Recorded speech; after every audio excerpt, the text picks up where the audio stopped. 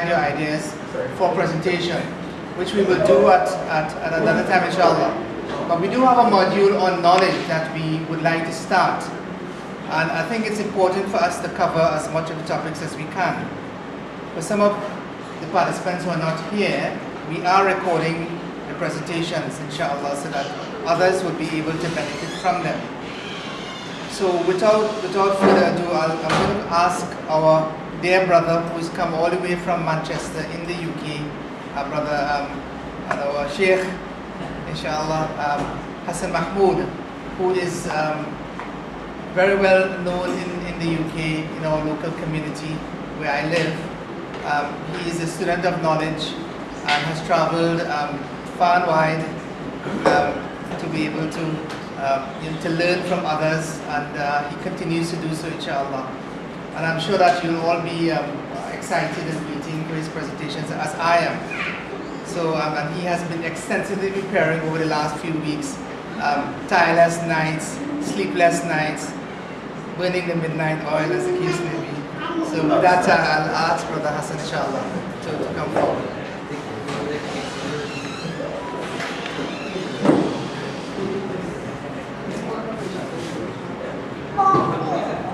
So, Bismillah ar-Rahman ar-Rahim. Assalamu alaikum wa rahmatullahi everybody. So one of the important, I think, profiles of Muslim youth is when you hear somebody sensationalizing something, then you've got to be aware. I'm not very well known, and I've not been burning the midnight oil, and so just be aware of that. So you can put that down in your presentations, being aware of media propaganda. Anyway, inshallah. Okay. Alhamdulillah Rabbil Alameen wal aqibatu lil muttaqin ولا عدوان إلا على الظالمين وصلوات الله وتسليماته على محمد وعلى آله وصحبه أجمعين. So the topic for this module, which is the first Islamic Studies module, is knowledge or ilm. We've just been talking about knowledge on our table over here, and that's what we're going to be tackling. So we're not going to be able to do everything. It's a 3-hour module, and there's some discussion that's going to be taken. We're going to be performing or doing, and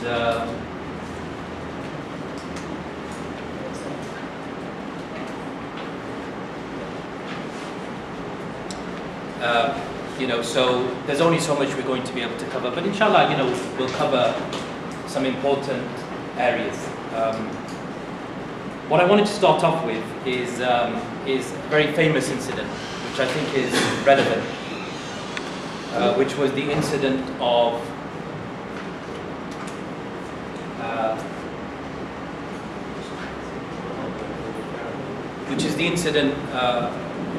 where the Prophet ﷺ, before he was a prophet, used to, as Aisha radiallahu anha tells us, his wife tells us, he used to frequent or betake himself to a cave, which was known as the cave of Hira. And we know that the Prophet ﷺ would be in search of something. He'd be looking for something. He was asking questions.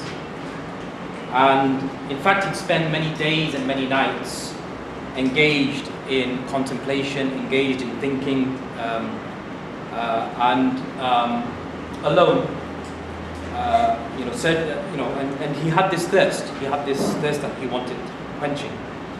So one night, what happened was that a series of events took place, or an event took place that was to set in course a series of events that would change the course of history forever.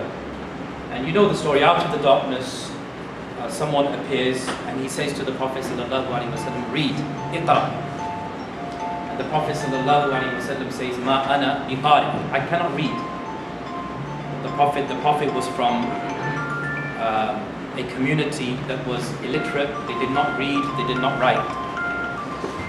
And so he says, the Prophet tells us in a report through his wife Aisha, she said that the Prophet ﷺ said, "فَغَطَّنِي حَتَّى بَلَغَ مِنِّي الْجَهْلَ." This man, or this person, he squeezed me and he embraced me, and he so tight that I could not take it anymore. And then he said, Iqra, read.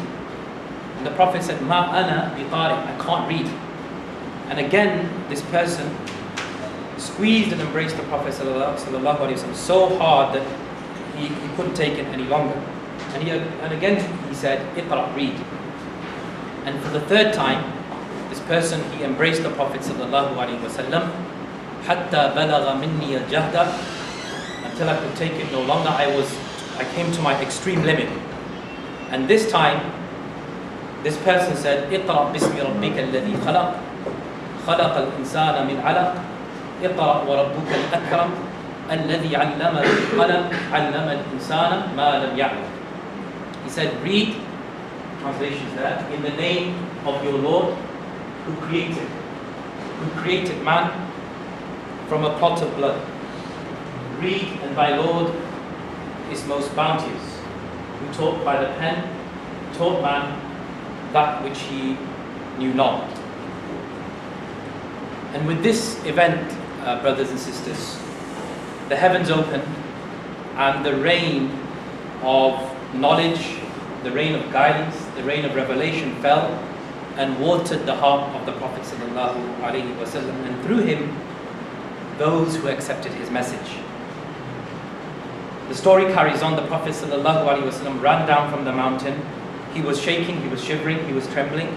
He ran to his wife and he said, Zammiluni, Zammiluni, cover me, cover me.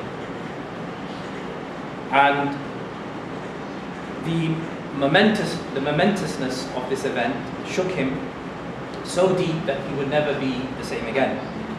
And he said to his wife, whose name was Khadija, he said, Inni khashitu ala nafsi. I'm afraid for myself. Something's happened to me. Something bad and evil has touched me. And Khadija replied, and Khadija was the first to believe in this man, and perhaps even believed in him before he believed in himself. The Prophet ﷺ was saying, I'm worried that something evil is happening to me. And Khadija said this. She said, Kalla, this is in Bukhari, Kalla la yukhzika Allahu abada. Nay, never. Allah subhanahu wa ta'ala will never let you down. And she carries on, she says, فَإِنَّكَ تَقْرِ الضَّيْفِ. So look at these qualities. فَإِنَّكَ تَقْرِ الضَّيْفِ وَتَصِلُ الرَّحِمِ وَتَحْمِلُ الْكَلْبِ وَتَكْسِبُ الْمَعْدُومِ وَتُعِينُ عَلَى نَوَائِبِ الْحَقِّ. She said that never, this is not the case. Nothing evil is happening to you, for indeed you are generous to the guest. You join relations between kith and kin, and you carry the needy, and you give to the poor, and you are there when calamities befall people. So look at the wisdom of this lady. You know, Khadija, his wife, who was 15 years his elder, and this wisdom from such a pure nature, that she was able to say these things and think in such a manner. Amazing. Just think that how this woman is thinking. And this woman would become the greatest support for the Prophet ﷺ. And when she died, in that year of Am al-Huzn, the same year that Abu Talib died, the uncle of the Prophet ﷺ, the other great support of the Prophet ﷺ, that year was known as the year of sadness, because the Prophet ﷺ, he lost such a huge support for him, a huge source of emotional, psychological support. And it's in that year actually that the Isra wal Mi'raj happened, that the night journey happened out of consolation for the Prophet ﷺ. Anyway, Khadija takes the Prophet ﷺ to Waraqa ibn Nawfal, who was a Christian, who was an Arab. He'd become Christian, and he'd studied the early revelations. And Khadija said, Isma' min ibn akhik, listen to your cousin. And the Prophet ﷺ told him what happened, and he said this was the namus, the holder of the secret, the holder of revelation that came to Musa. And what will happen is that your people will throw you out of your city. And if that is to happen and I'm still alive, then I will certainly help you. Nasran azizan mu'azzara, I will help you. But Waraqa was to die before the Prophet ﷺ got to that stage. He died shortly after that. So this is where it all started. And the Prophet ﷺ, it's interesting to know, was here seeking a certain type of knowledge. He was searching for something specific. He was seeking guidance. And he knew that all of this, all around us, could not have come from nothing. He knew that there must have been, or there must be, a merciful, loving Creator. But the Prophet ﷺ didn't know how to satisfy that thirst, that eagerness, that urge to know, number one, more about this Creator, and number two, know how to please this Creator. This is what the Prophet ﷺ is searching for. And this search and this journey for this type of knowledge is, without a shadow of doubt, the most beautiful journey a person can take. It was a journey undertaken by all the giants of history, all the prophets, from Adam to Nuh to Ibrahim to Idris to Sulaiman to Musa to Isa, to all of them. This is the journey that they undertook. This was the knowledge that they were seeking. This was the knowledge that they were granted. And when you and I, we undertake, or we engage in this path, or we step onto this path, we are sure to find Allah subhanahu wa ta'ala. But this journey is a journey of knowledge. It's a journey of learning. Because it's through knowledge that we find ourselves and our way, and it's through knowledge that we learn how to live in a way that pleases Allah subhanahu wa ta'ala. And this is what nobility is actually. Nobility is wanting to please, and this is what the Prophet ﷺ said. We were talking on the table, somebody mentioned that before he became a prophet, the Prophet ﷺ had certain characteristics. He had certain manners, he had certain ways of interacting, and Khadija confirms this in this report that we just talked about. He had a certain manner about him. And one of those qualities that the Prophet ﷺ had was nobility. And the greatest aspect of nobility is that when somebody does something good for you, and when somebody does something, a favor to you, you feel this urge to thank them. You feel this urge to, at least, even if you can't repay the favor, to express gratitude. Gratitude from the heart, gratitude in terms of what you say. And this is what religion is actually. This is why Surah Al-Fatiha starts with what word?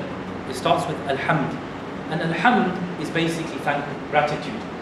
It is praising Allah and being grateful to Allah for the favors that He has bestowed upon you.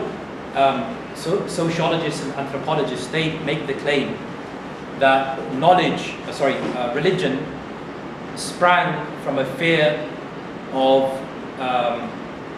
the world. So primitive societies, they developed a belief in some supernatural power because they feared the consequences. And this could not be further from the truth, because this religion of ours is not based on fear, actually. And this is why Alhamd is the very first word.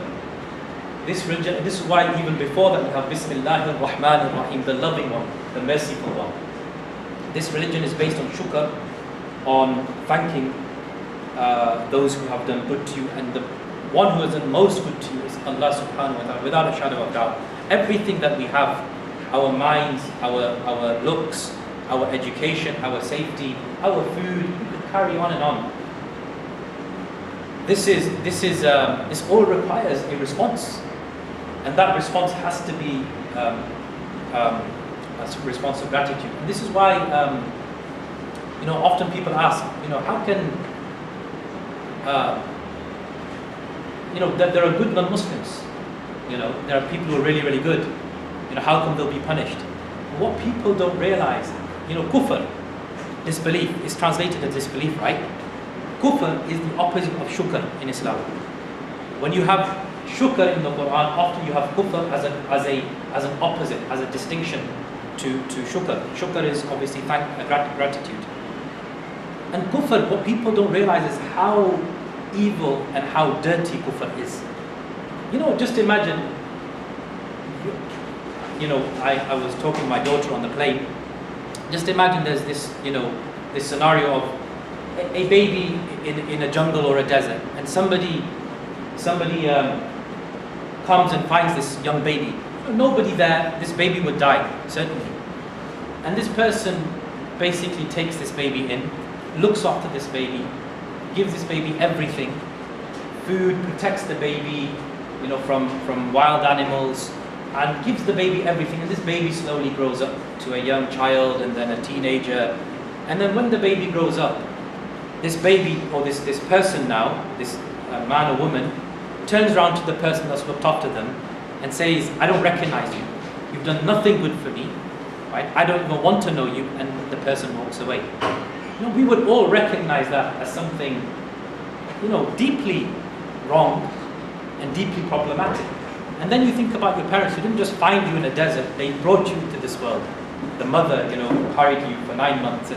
And then you think about Allah subhanahu wa ta'ala who gave you your parents, who made everything. You know, even just water. If you think about water and the miracle of water, what it is, you know, just look at this substance that flows in the way it does. And how if Allah subhanahu wa ta'ala took that water away, we would die in a few days. Right? So this Allah subhanahu wa ta'ala, if we just think, then this is the only response really. So and it was knowledge that the Prophet sallallahu alaihi wasallam, it was knowledge that was given to the Prophet. This was what he received, which is why the verses say, who taught by the pen, الذي علم بالقلم علم الإنسان ما لم يعلم. He taught, Allah subhanahu wa ta'ala taught man that which he did not know. Right? So this is what happened at the beginning, and this is the start of the matter. So I suppose one of the takeaways from this kind of small introduction is that knowledge is a treasure which has been unlocked for you and me that day. And all we have to do is to try and reach out and take that treasure and take our possession, our inheritance. And in fact, in a hadith of the Prophet ﷺ, which isn't that strong, but Imam al-Bukhari does use it in his one of his chapter headings. He says that the hadith is that indeed the prophets did not leave behind wealth, but what they left behind is knowledge. فَمَنْ أَخَذَ بِهِ فَقَدْ أَخَذَ بِحَظٍ وَافِرٍ. Whoever takes that inheritance has taken a huge prize. Okay, and that's what you're doing on this course anyway, alhamdulillah, you know, this is why we're here. And but this teaching that Allah is speaking about here, what does a teacher need? What's the first thing that a teacher needs? Students, exactly. Alhamdulillah, right? First thing that there's no good me being here, or Dr. Rida being here, or Brother Wazir being here and he's speaking, and there's nobody here, right? And if one person's here is fine, that's a class, right? If there's nobody here, that's not a class. So there needs to be students, right?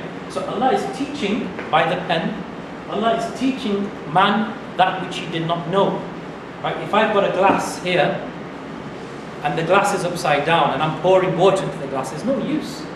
So there needs to be somebody there to be able to receive this knowledge, right? And what does a student need? A student needs to make effort. A student needs to sacrifice. A student needs to spend time. All of these things. This Quran isn't a magical book, right?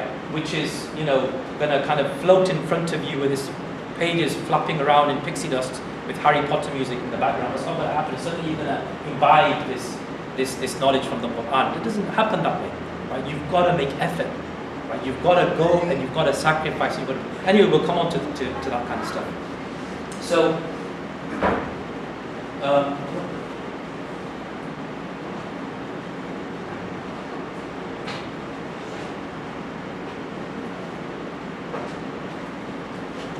okay.